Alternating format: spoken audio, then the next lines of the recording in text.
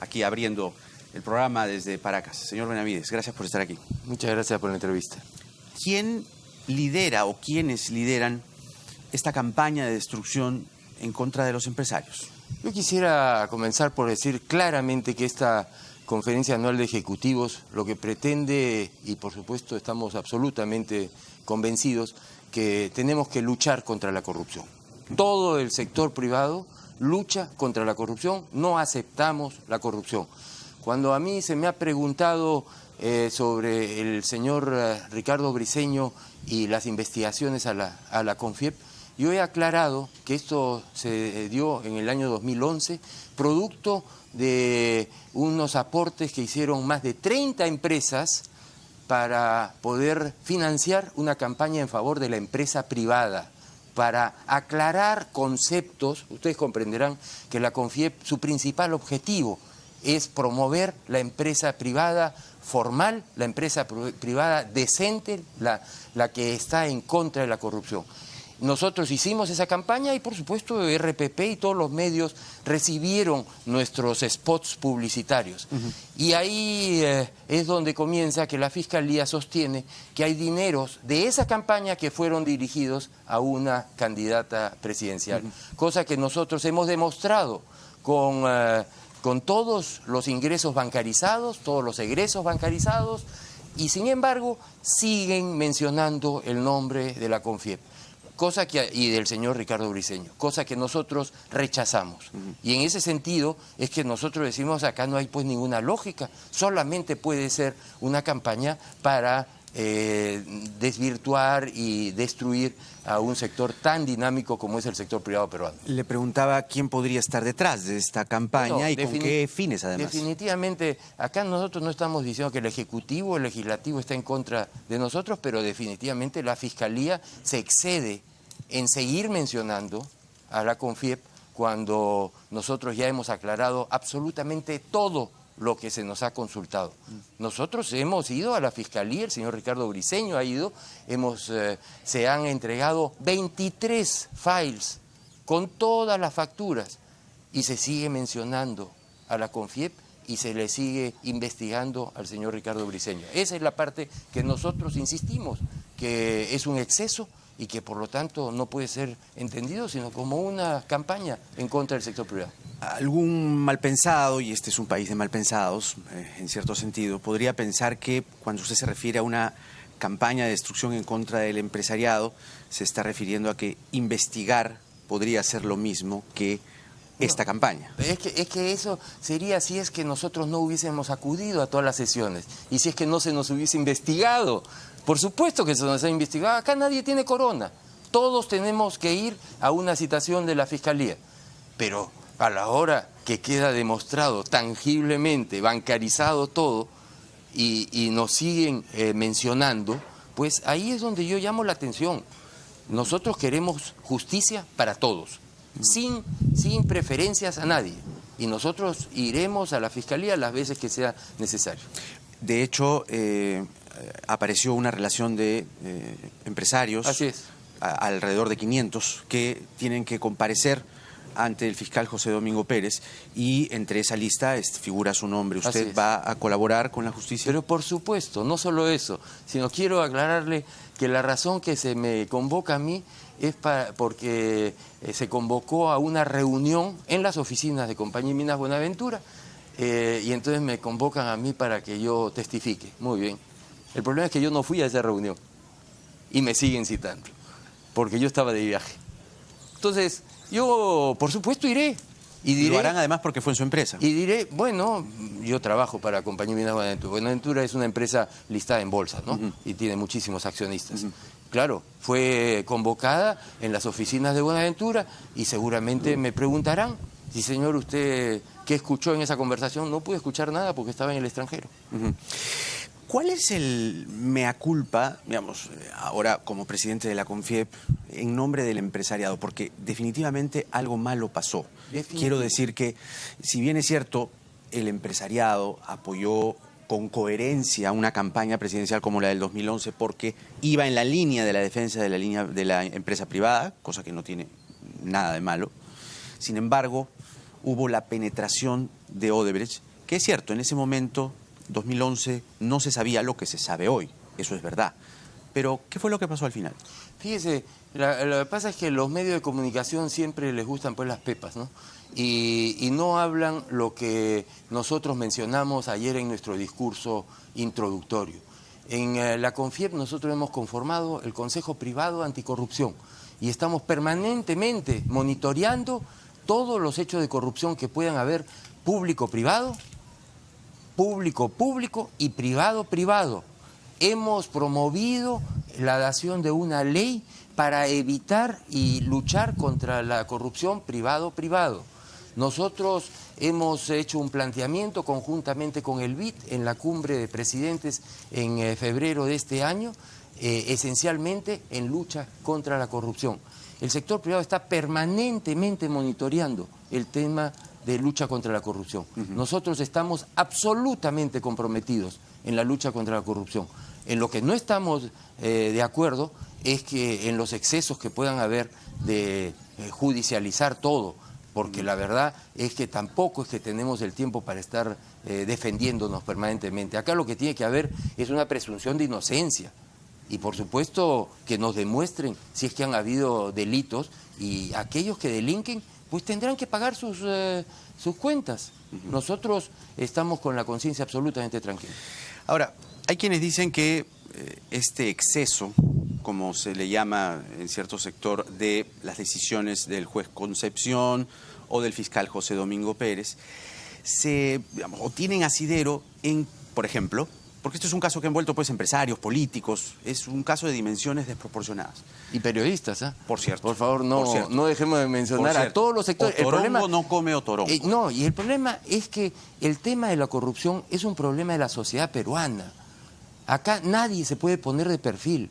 Acá nadie puede decir, yo no tengo nada que ver con la corrupción y yo no tengo nada que decir. Nosotros sí tenemos algo que decir y tenemos que luchar contra la pobreza y contra la corrupción. Suscribo, pero le decía que todo este escándalo y todo este asunto tan grave, probablemente este exceso, como le decía, del fiscal Pérez, el juez Concepción, tengan que ver, por ejemplo, en la fuga de Toledo, las triquiñuelas de Humala, el asilo hoy de Alan García. Es decir, que no es fácil, ¿no?, ir detrás de políticos que tienen poder e influencia. Así las cosas, ¿cree usted que el fiscal Pérez y el juez Concepción están haciendo un buen trabajo? Yo creo que están transparentando un tema de cochinada que, por supuesto, yo lamento como peruano. Sin embargo, yo no tengo pues la formación legal, seguramente usted tampoco. Pero no, yo soy periodista nomás. Yo soy ingeniero, imagínense, peor todavía. Claro. Pero yo sí creo en la tecnología, y creo en la tecnología, por ejemplo, de pedirle los pasaportes a la gente, o de ponerle un grillete. Yo lo que creo es que la última instancia debería ser la carcelería. La verdad es que eso nos cuesta a todos, por un lado, pero solamente que debería ser la última opción. Yo creo que hay que hacer que la gente vaya pues a los comparendos, a los interrogatorios, pero hay formas de hacerlo sin tener que llegar a la prisión, ¿no?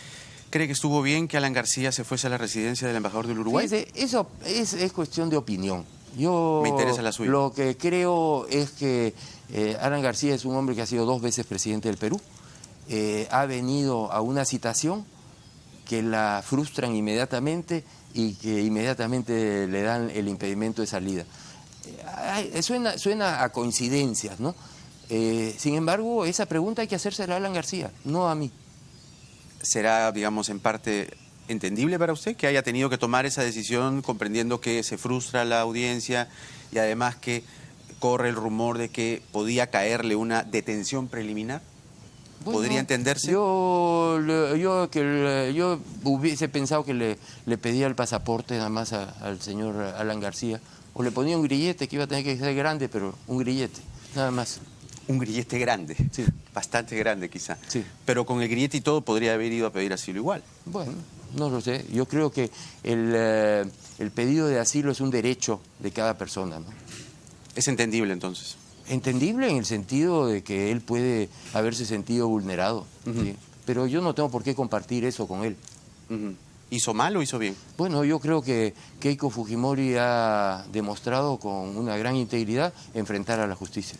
¿Hizo mejor Keiko entonces de no asilarse? Bueno, yo creo que la señora Keiko Fujimori pudo haber tenido un mejor trato, ¿no? También. Pero, ¿qué le parece finalmente esta prisión preventiva? ¿Qué le parece que se haya tomado esa decisión? Es cierto que usted es de los que piensa, como varios, que son decisiones excesivas, pero los fundamentos del fiscal Pérez, ¿les encuentra usted algún tipo de, digamos, explicación? Es decir, la obstaculización política, esto de blindar a un fiscal como el señor Chávarri. Hay casos y casos. Lo que pasa es que la generalización de las prisiones preventivas me preocupa. Yo no soy un abogado ni que pueda entender perfectamente ni que conozca todos los detalles. La gente dirá, sí, pues usted tiene que conocer. No, pues yo no tengo por qué conocer todos los detalles. Así que cada caso hay que analizarlo por separado. Claro. El caso de Keiko Fujimori, pues seguramente se le ha podido decir, usted no puede tener comunicación con sus congresistas, o puede haber, entréguenos el pasaporte, o tenga usted un grillete, no sé. Yo creo que el último recurso debería ser la carcelería. Fíjese de lo que estamos hablando, ¿no? Estamos hablando de un expresidente 2 veces pidiendo un asilo diplomático o político, la principal lideresa del partido político con más congresistas en el Congreso bajo una prisión preventiva, otro expresidente prófugo, otro expresidente que tuvo ya una prisión preventiva y que ahora está librando una batalla en el Poder Judicial y debe enfrentar ya una investigación abierta concretamente. Y otro presidente que está en el hospital, ¿no? Y otro expresidente que está en el hospital y que además se le ha revocado el indulto y probablemente tenga que regresar a la prisión. Dios mío, ¿qué ha pasado con la clase política para usted? Bueno, ciertamente no nos hace como peruanos muy orgullosos de tener todos estos casos. Creo que hay que analizar caso por caso. Y creo que no hay que meter a todos en el mismo saco. Yo creo que hay que analizar caso por caso, no generalicemos. ¿Quién es el peor del elenco? Qué difícil, qué difícil. Yo creo que cada peruano debe tener su propia opinión. Yo, sinceramente, lo que analizo es la performance de nuestro país los últimos 25 años, y los últimos 25 años el Perú ha progresado mucho.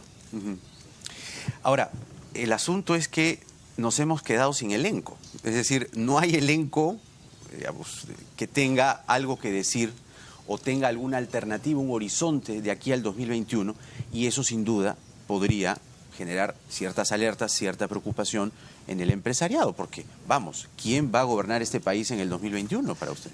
Pero es que no es solamente en el empresariado. Yo entiendo que está hablando usted conmigo, correcto. Pero cada uno de los peruanos tenemos pues nuestras propias preocupaciones. Yo creo que la oportunidad de hablar ante su público me permite también transmitir esa preocupación y ver qué cosa podemos hacer y, por supuesto, transmitir, como la campaña en favor de la empresa privada del 2011, transmitir que en el sector privado peruano hay un absoluto compromiso por seguir desarrollando nuestro país. Eso hace que la gente también tome conciencia de que a quien tengan que elegir el 2021 tendrá que ser pues gente pro empresa, pro apertura de mercado, pro democracia y no necesariamente gente antisistema. ¿Apoyarían nuevamente a Keiko Fujimori? Nosotros no hemos apoyado a ningún candidato presidencial. Discúlpeme que sea tan insistente. Nosotros lo que hemos apoyado es una campaña en favor de la empresa privada, dándole al público los elementos para que entiendan cuánto contribuye la empresa privada. Fíjese usted, yo le voy a dar algunas cifras que mucha gente no entiende. Del 100% de la inversión en el Perú, 20% es inversión pública, 80% es inversión privada. Y de ese 80% de inversión privada, el 80% es inversión privada peruana y 20% es inversión extranjera. Somos los peruanos los que damos la cara por nuestro país y no son las grandes empresas, son los micro y pequeños empresarios. Cuando hablamos de que apoyan los empresarios a una campaña, estaríamos arrogándonos la representación de los micro y los pequeños empresarios que tan esforzadamente sacan sus negocios día a día. Y no es así. Nosotros no apoyamos a ningún candidato en específico, apoyamos ideas, pero apoyamos planteamientos. Apoyarla, que, digamos, en ese momento, en ese contexto, año 2011, ¿qué tendría de malo? Le explico por qué. Porque recuerdo perfectamente el spot. El spot defendía la inversión privada, pero es que el tema es que habían dos candidaturas. No cabe la menor duda. Entonces era por descarte, digamos. Yo no sé si todavía estaba vivo Chávez, pero el socialismo del siglo XXI, el socialismo del siglo XXI, que es evidente que es un fracaso, como fue el comunismo, a todas luces, como fue el comunismo con la caída del muro de Berlín, pues también había que combatir esas ideas absurdas, trasnochadas, ideas que nos hubiesen llevado al fracaso. ¿Por qué vienen los venezolanos al Perú? ¿Por qué es que no van los peruanos a Venezuela? Yo me pregunto, por favor. Pero por eso. Entonces nosotros defendimos ideas, planteamientos, esquemas económicos que nos llevaran al bienestar de la gente. Que eran los que alentaba la señora Fujimori. Es decir, en ese momento no tendría absolutamente nada de malo. Yo no sé si la señora Fujimori alentaba al 100%, porque también tenía sus sesos populistas, y así lo han demostrado en el Congreso de la República. O sea, tampoco, nosotros también tenemos que enderezar a quienes seguramente usted dirá están más cercanos a nosotros, pero también había que enderezar a esas ideologías, porque el pronto alivio, el populismo, es uno de los grandes riesgos que estamos sufriendo en nuestros países. Nos ha ido bien los últimos 25 o 30 años, ahora creemos que podemos regalar la plata. No es así, no es así. Estoy escuchando a un político. ¿Por qué no, digamos, da el paso siguiente? Porque lo que se critica también en empresarios es que, oiga, lo que hacen es apoyar una campaña, financian una idea, etcétera. No estoy hablando de una en específico, estoy hablando en general. Pero miran desde la tribuna, ¿no? ¿Por qué no dar el salto? ¿Por qué usted no daría el salto a la política? ¿Es tan malo? Una vez, ¿cómo va a ser malo? Los peruanos todos no solamente tenemos el derecho, sino la responsabilidad de opinar sobre temas políticos. Yo repito al cansancio que Aristóteles tenía la frase que el hombre es un animal político, y ahí la Torre agregaba que si no es político se queda en lo primero. Yo no soy un animal, yo soy político. Hacemos política. En esta entrevista estamos haciendo política. De ahí a lanzarse a la función pública es un paso adicional y es un paso muy personal. Yo la verdad es que lo veo muy difícil. Yo tengo hoy día una función como presidente de la CONFIEP. A mí no me corresponde contestar una pregunta de ese tipo. Yo he negado en muchas oportunidades mi incursión a la política. La verdad es que con lo que estamos viendo, cualquier peruano podría asustarse de entrar en la política. Hay pues muchos problemas y por supuesto poca transparencia en nuestra política. ¿Hay futuro con Vizcarra? Es decir, ¿tiene las cosas claras de aquí al 2021? Bueno, el ingeniero Vizcarra, ingeniero civil igual que colega, yo. Además. Colega, claro. Amigo, yo le tengo aprecio. Yo espero que él se dedique a liderar el gobierno después de haber tenido que enfrentar toda esta turbulencia política. El Perú no puede esperar, la anemia infantil no puede esperar, la pobreza no puede esperar. Y yo espero que se den pues las reformas que tanto estamos pidiendo. Tenemos que actuar rápidamente.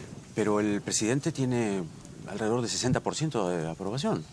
Goza de aprobación mayoritaria. Por supuesto, porque estamos yendo al referéndum, porque ha tomado las medidas adecuadas desde el punto de vista político. Pero ese oxígeno tiene su tiempo. Y lo que al final va a redituarle al presidente, en términos de popularidad, es que el Perú progrese. Y lo que nosotros insistimos desde la CONFIEP